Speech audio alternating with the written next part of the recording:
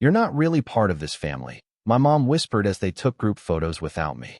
I stood off to the side until the photographer turned and said, "Who's paying for this?" I stepped forward and said, "Ask the real family." I, 32M, stood in the corner of the banquet hall watching my mother direct the photographer like she was orchestrating a symphony. She positioned my siblings in the center, adjusted their poses, fussed over my sister's dress, and kept glancing at me with that look I'd grown familiar with over the years. The one that said I was there, but not really there. The photographer had already taken dozens of shots. My brother and his wife. My sister and her husband. My parents flanked by their children and grandchildren. Each configuration felt deliberate in its exclusion. I tried to join the first few groupings, but my mother's hand on my shoulder had been gentle yet firm, guiding me back to the periphery. That's when she'd leaned in close, her breath warm against my ear, and whispered those words that would become the catalyst for everything that followed. She told me I wasn't really part of this family. Not for these photos. Not for this moment. I'd funded this entire reunion. The venue rental, the catering, the photographer, the decorations that transformed this generic event space into something that looked like it belonged in a magazine. When my mother had called 3 months earlier talking about wanting to bring everyone together, about how important family was, about how we needed to celebrate our bonds, I'd offered to handle the logistics. She'd accepted without hesitation. The photographer worked efficiently, moving through his shot list with professional detachment. I watched my nephew climb onto my father's shoulders. Watched my niece twirl in her new dress while everyone laughed. Watched my siblings embrace my parents in a pose that would probably end up on their holiday cards. The whole thing felt choreographed, and I was the understudied actor who'd been cut from the final production. My mother caught my eye once during a transition between poses. I thought maybe she'd wave me over, acknowledge the mistake, but she just smiled that thin smile and turned back to arranging everyone else. My father never looked my way at all. The thing about being excluded is that it happens in layers. First, there's the shock of realization. Then the hurt that spreads through your chest like spilled ink. Then something harder takes its place, something that calculates and measures and decides what comes next. I pulled out my phone and opened my banking app. The photographer finished another series of shots, and my mother started discussing additional poses she wanted. She was talking about a formal portrait, something they could frame and hang in the house. Something that would commemorate this perfect family moment. The photographer checked his equipment and looked around the room. His eyes landed on me, and he walked over with his camera still hanging from his neck. He asked who was handling payment for the session since he needed to settle the invoice before he left. My mother had apparently told him someone would take care of it on site. I looked past him at my family, still clustered together in their perfect formation. My mother had heard his question because she'd gone still, her hand frozen in the middle of adjusting my sister's necklace. My siblings had heard it too. The entire room had that quality of held breath, of people waiting to see what happens next. I stepped forward and told him to ask the real family. The photographer looked confused, his professional demeanor cracking slightly as he glanced between me and the group. My mother's face had gone pale, and my father finally looked at me directly for the first time that evening. My brother started to say something, but I cut him off with a look. I told the photographer I'd originally agreed to cover his fees, but I was no longer part of this family according to the person who'd organized this event. So the real family could handle their own expenses. I pulled out my wallet, removed my credit card, and made a show of putting it away. My mother tried to recover. She laughed, too loudly, and told the photographer there had been a misunderstanding. She walked toward me with her hands outstretched, talking about how I'd taken things the wrong way, how she'd just meant the photos should be organized by generation first, how of course I was family. Her voice had that pleading edge I'd never heard before. I asked her what exactly I'd misunderstood about being told I wasn't really part of this family. I asked her to clarify which part of that statement I'd interpreted incorrectly. The photographer's discomfort was palpable. He suggested he could step outside while we sorted this out, but I told him to stay. I told him he should hear this since it directly affected his payment. My sister tried next. She approached carefully, using her therapist voice, explaining that emotions were running high and we should all take a moment to breathe and discuss this calmly. She suggested we could do the photos with everyone, that there was room for flexibility. I asked her where that flexibility had been for the past hour. I asked her if she'd noticed me standing alone while they'd cycled through every possible family combination without once including me. She didn't have an answer for that. The thing about family dynamics is they operate on unspoken rules, on patterns established so long ago that everyone forgets they're following a script. I'd been following that script my entire life. The dependable one. The one who helped without being asked. The one who paid for things and showed up and never made waves. And somewhere along the way, that had transformed from being valued to being taken for granted to being something less than. My father finally spoke. He told me I was being dramatic, that I was embarrassing everyone, that we could discuss this later in private. His tone carried the weight of 32 years of authority, of being the head of the household, of expecting his word to be final.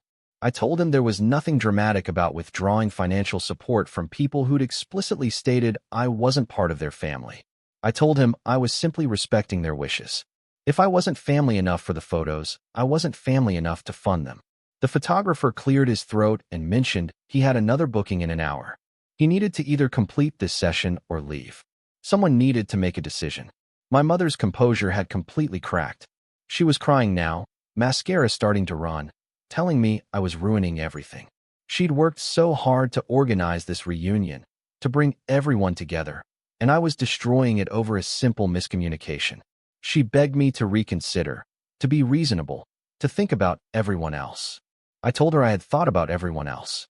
I'd thought about everyone else when I'd paid the $5,000 venue deposit, when I'd hired the caterer who was currently setting up dinner in the next room, when I'd arranged for hotel rooms for family members traveling from out of state, when I'd taken time off work to be here. I'd thought about everyone else constantly, and the favor had not been returned. My brother pulled out his own wallet. He told the photographer he'd cover it, that we didn't need to drag this out any further. But when he asked the photographer for the total, I watched his face change as he heard the number. The photographer's day rate wasn't cheap, and my brother clearly hadn't anticipated that cost. The photographer, sensing the tension, offered a solution. He could provide the digital files of what he'd already shot and call it a day. Reduced rate for an incomplete session. Everyone could move on. My mother grabbed my arm. She apologized, the words tumbling out fast and desperate. She said she hadn't meant it the way it sounded, that she loved me, that I was her son. She promised we could do more photos with me included. She'd make it right. I gently removed her hand from my arm and asked her what exactly she'd meant then. I asked her to explain the intention behind telling me I wasn't really part of this family. I asked her why. If that wasn't what she meant, she'd spent the past hour ensuring I appeared in none of the family photos. She couldn't answer. She just kept crying and repeating that she was sorry, that she'd made a mistake, that I needed to forgive her. The silence that followed was heavy. My siblings exchanged glances. My father stood rigid, his jaw tight. The photographer had stopped even pretending to adjust his equipment and was frankly staring at all of us like we were a reality show. I turned to the photographer and told him I'd honor my original commitment. I'd pay his full rate, but I wanted to make one thing clear for everyone present. I was paying as a courtesy to him, a professional who'd done nothing wrong and shouldn't suffer because of family dysfunction. But this was the last time I'd be funding anything for these people. I handed him my card, and he practically ran to process it, clearly eager to escape the atmosphere. While he worked on the payment, I addressed my family. I told them the catering bill was in my name. The venue had my credit card on file for the room rental. The hotel block I'd arranged was also under my account. I'd be contacting each vendor within the hour to cancel my payment authorizations. They had the rest of the day to figure out alternative arrangements, or the reunion would be ending very shortly. My sister protested that there were 20 people expecting dinner.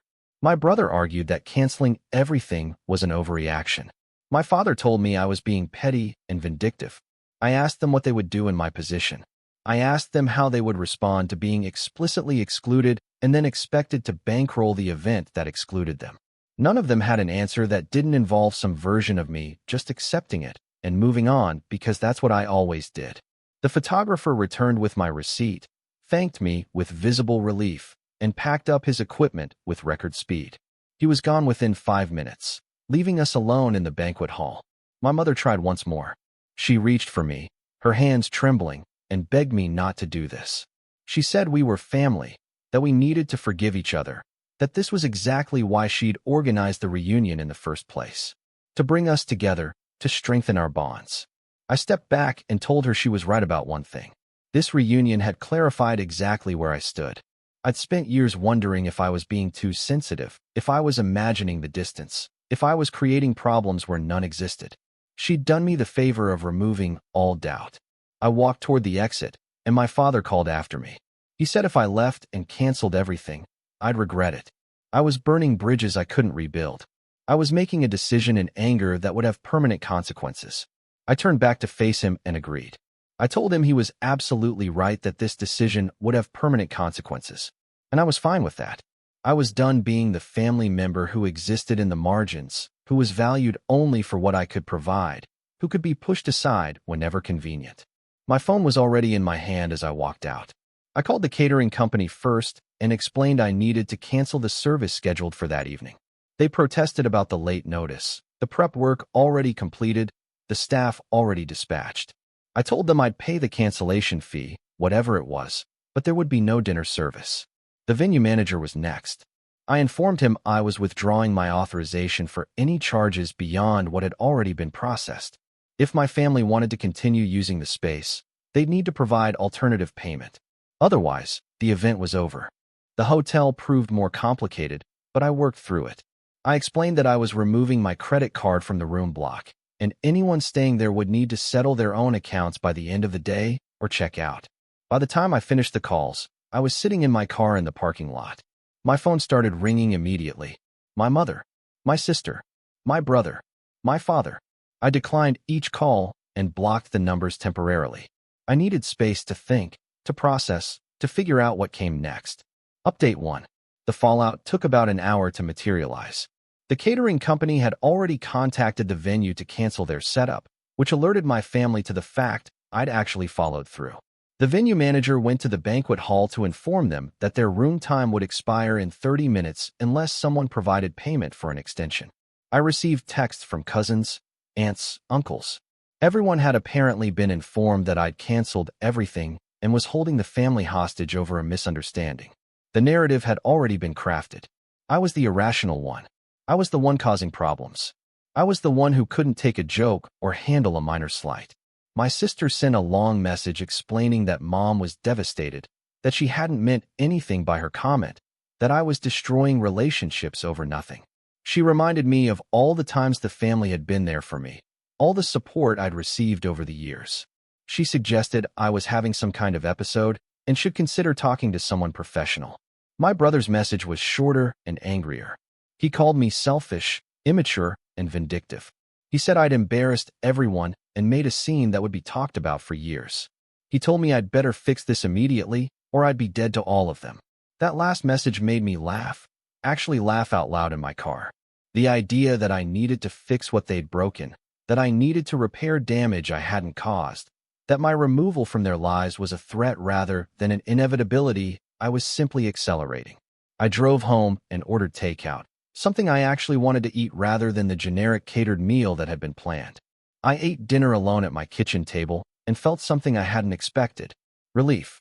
The weight of obligation, of trying to fit into a space that didn't want me, of performing a role that no one appreciated, it was gone. My father showed up at my apartment around 8. I heard the knock and checked the doorbell camera. He stood there in his suit from the reunion, looking older than I remembered. I didn't open the door. He knocked again and called out that he knew I was home. He said we needed to talk, that this had gone too far, that I needed to be an adult about the situation. When I didn't respond, he stood there for another 5 minutes before finally leaving. The texts continued through the night. My mother sent voice messages, her voice thick with crying, telling me she loved me and couldn't understand why I was doing this. My sister sent articles about conflict resolution and family therapy. My brother sent nothing else, which was somehow worse than the angry message. I slept better that night than I had in months. Update 2. The next few days brought attempts at intervention. Extended family members reached out, trying to mediate. My aunt called to say that family was forever, that whatever happened at the reunion could be fixed if everyone just calmed down. My uncle sent an email with Bible verses about forgiveness. My cousins created a group chat trying to organize a conversation where everyone could share their perspectives. I responded to none of it. I'd said what needed to be said, made my position clear, and had no interest in relitigating the situation so they could convince me I'd overreacted. What surprised me was how quiet it got after about a week. The messages slowed, then stopped. The calls became less frequent, then ceased entirely. I'd apparently been removed from the family group chats. My sister unfollowed me on social media. It was like they decided that if I wasn't going to apologize and resume my role, I simply wouldn't exist. I found myself examining my life without them in it. No obligatory phone calls. No guilt about missing events.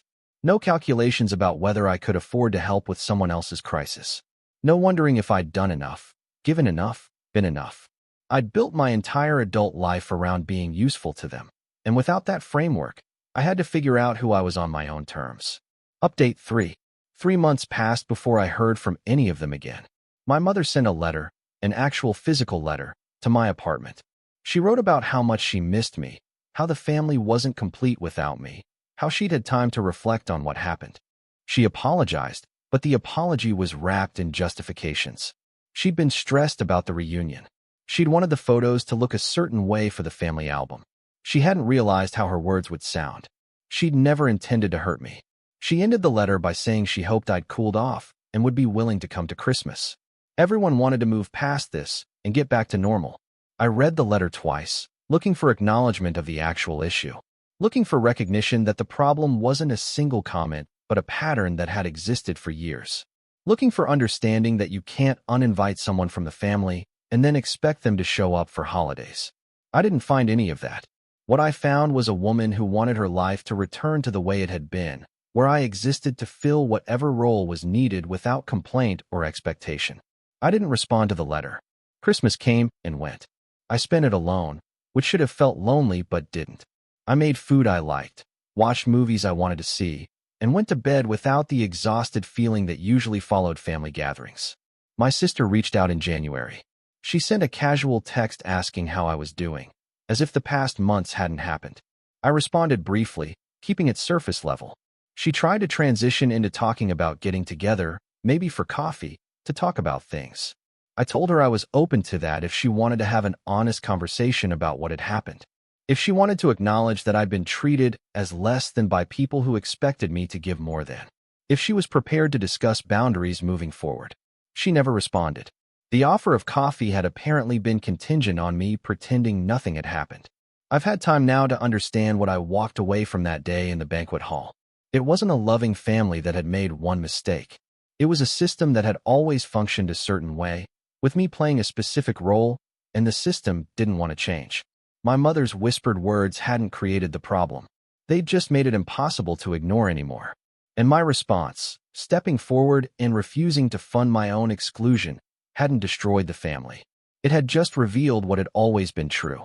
I'm rebuilding my life without them in it, and I'm discovering that the space they occupied wasn't nearly as essential as I'd believed. I'm finding other connections, other ways to define family, other sources of belonging that don't require me to shrink or perform or pay for the privilege of being tolerated. Sometimes people ask if I regret what I did, if I wish I'd handled it differently, been more forgiving, given them another chance.